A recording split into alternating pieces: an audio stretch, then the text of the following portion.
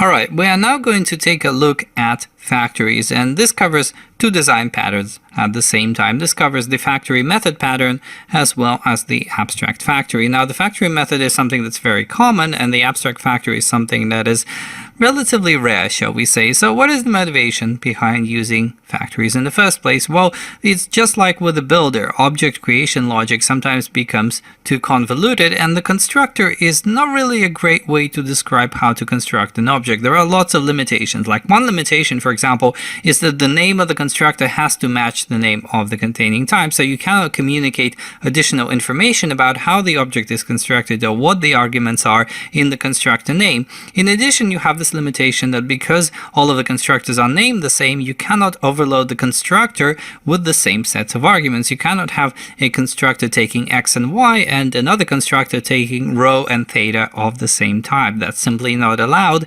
And generally what happens if you decide to stick with constructors is your objects turn into what I call optional parameter hell. So you end up making some of the constructor arguments optional, and then you start getting confused about the order in which all of these arguments have to appear and so on and so forth. So it becomes really tedious.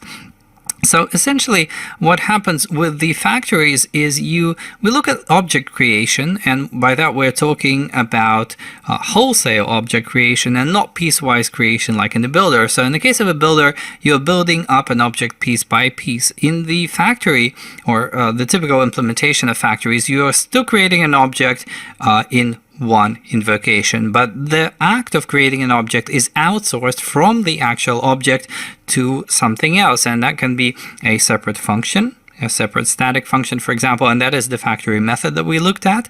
It can also exist in a separate class, and that is what is called a factory. And in addition, in some of the really advanced sort of enterprisey cases, you can have hierarchies of factories, and that implements the abstract factory pattern. So the factory is quite simply a component whose sole responsibility is the wholesale creation of objects.